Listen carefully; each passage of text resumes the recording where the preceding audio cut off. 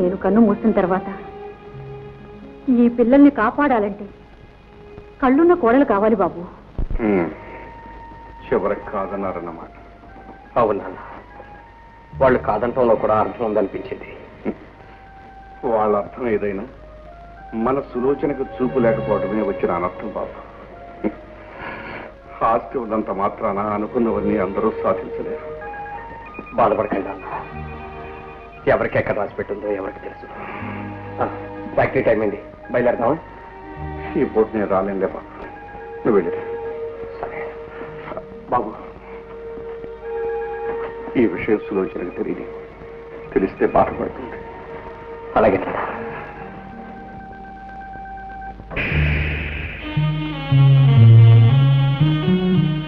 బావగారు, ఉయ్యాల్లో బిడ్డను పెట్టుకుని ఊరంతా వెతుకుతున్నారు. అంటే నీ ఉద్దేశం? సొంత మేనరికం నా కొడుకు సన్యాసి ఉన్నాడుగా. సన్యాసిగా? ఆ తెలివి తక్కువ దద్దమ్మకి నా కూతుర్ని కట్టబెట్టి దాని గొంతు కొయ్యలేదు. ఇంత ఆస్తి ఎవడో దారిన పోయే దానయ్య తినిపోయే బదులు సొంత మేనలు తింటే తప్ప. ఇది ఆస్తికి అంతస్తుకి సంబంధించిన విషయం కాదు, ఆంతర్యానికి సంబంధించిన విషయం. ఆంతర్యం అవిటితనాన్ని కప్పిపుచ్చలేదు బావగారు. కనుకనే చెప్తున్నాను, అవిటిదైన నా కూతుర్ని ఒక అసమర్థుడికి కట్టబెట్టలేదు. నా చెల్లెల్ని పెళ్ళాడినప్పుడు తమరెవరు ఏమన్నా? అప్పుడు తమ స్థితి అమాయకుడైన నా కొడుకు కంటే హీనం అంటున్నా. ఇంతకంటే మంచి సంబంధం చచ్చినా నీ కూతురికి దొరకదంటున్నా. బావగారు, అరిచి లాభం లేదు, బాగా ఆలోచించండి. ఇవాళ డబ్బులున్నాయి కదా అని అయిన వాడిని వదులుకొని కానివాడి కాళ్ళు పట్టుకునేంత నీచానికి దిగదారకండి. కూడా దిక్కులేని నీ బతుక్కి నీడా కూడు కల్పించినందుకు నన్నే సుపరుస్తావా?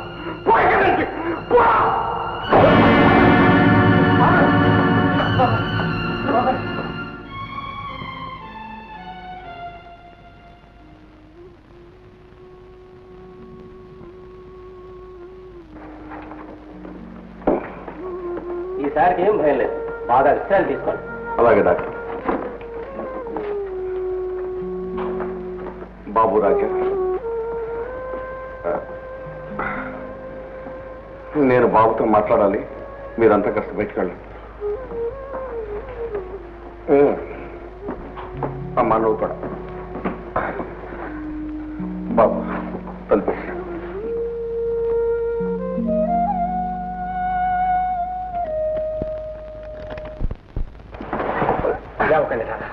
పర్వాలేదు బాబు. ఏమిటి నాన్న మనసులో ఏదో బాధపడుతున్నట్టున్నారు? అవును బాబు, ఒకప్పుడు మనసు లేకుండా నేను ఒకరిని పెట్టిన బాధే ఇప్పుడు నన్ను వేధిస్తుంది బాబు. ఒకరిని మీరు బాధ పెట్టడమా? నువ్వు విరిగిన నేను వేరు, అంతకు ముందు వేరు బాబు. మీ అమ్మ కంటే ముందు నేను వేరే పెళ్లి చేసుకున్నాను. మంచివాళ్ళని నమ్మి నన్ను పెళ్లి చేసుకున్న పార్వతికి అన్యాయం చేశారు బాబు. తాగుబోతూ జూడనినయ్యి ఇల్లు ఇల్లాలని కూడా లేకుండా తిరిగారు. చివరికి కన్న బిడ్డనే అమ్మడానికి ప్రయత్నించాను బాబు. ఇక్కడి నుంచి వినబడతాయా? నీకెలా తెలుసు? ఒకసారి మీరు అయ్యగారు మాట్లాడుకుంటున్నప్పుడు ఎండానికి ప్రయత్నం చేశానే. ఊరి దొంగ విధవా, నీకు ఉంది జబ్బు. అమర్ ట్రైనింగేనండి.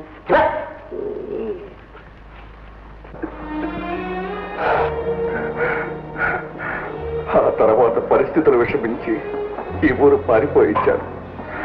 అదృష్టం కలిసి వచ్చి వ్యాపారంలో ఇంతటి వాడిని అయ్యాను. రామచంద్రుడు అనే పేరు బిఆర్ రావుగా మార్చుకుని మళ్ళీ పెళ్లి చేసుకుని మిమ్మల్ని కన్నా. ఒకప్పుడు చేసిన తప్పు తెలుసుకుని పశ్చాత్తాపంతో కుమిలిపోతూ చేసిన తప్పు దిద్దుకున్నామని వాళ్ళ కోసం వెతికారు. ఉన్న ఊరు వదిలి వాళ్ళు ఎక్కడికో వెళ్ళిపోయారు. అప్పుడు వాళ్ళ జాడే తెలియలేదు. బాధపడకండి నాన్న, వాళ్ళు ఎక్కడున్నా వెతికి నేను తీసుకొస్తాను. అంత శ్రమక్కర్లేదు బాబు. విజయనగరం లంక వీధిలో ఉన్నట్టు ఈ మధ్య తెలిసింది.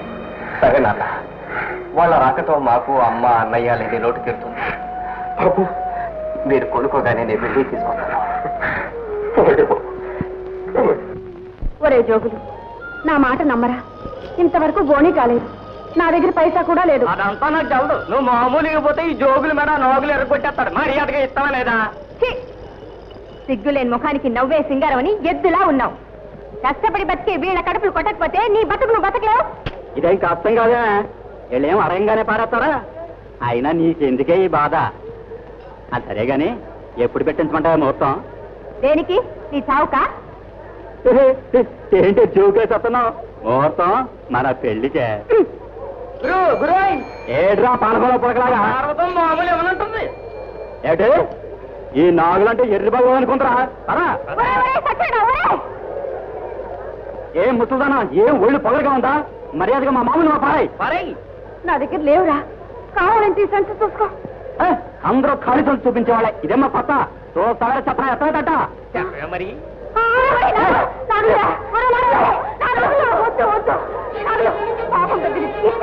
పాపడ పాపం నీకు పుణ్యం ఉంటుంది ఇచ్చేరా.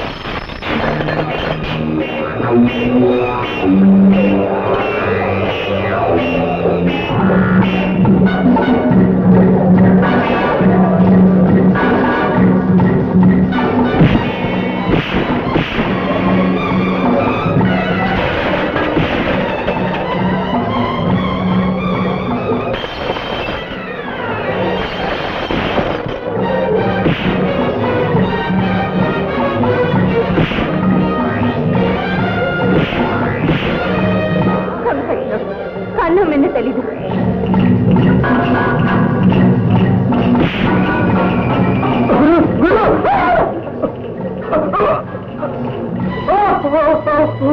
వద్దు, నేను తప్పొద్దు, ఈ దండం పెడతాను, వదిలిపెట్టు బాబు. ఇలా వచ్చేటప్పుడు బతకూడదు. నువ్వు చస్తే ఈ పేదగా పేడా అవుతుంది. నీ మీద చేస్తున్నారు, బతకడానికి వీల్లేదు. అయితే నన్ను చంపి వాడిని చంపు. నువ్వు అడ్డుపడబట్టి వాడు బతికిపోయాడు. లేకపోతే నేను ఇలా గాయపరిచిన వాడిని. ఈ గాయం మందు వేస్తే మానిపోతుందిరా, కానీ వీడిని చంపి నువ్వు పోయి జైల్లో కూర్చుంటే ఈ గుండెల్లో ఏర్పడే గాయం నా అంతాన్నే చూస్తుందిరా.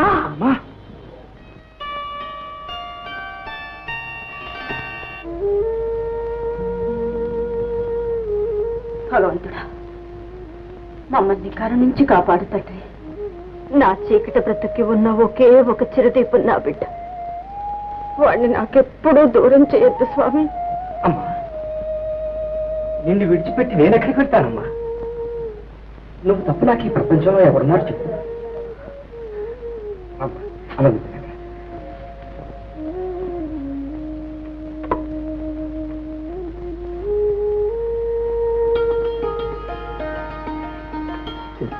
నువ్వు తినిపిస్తావా బాబు? తప్పే ఉందమ్మా. ఒక వయసు దాటిన తర్వాత పెద్దవాళ్ళు కూడా పిల్లలతో సమానం. తినమ్మా.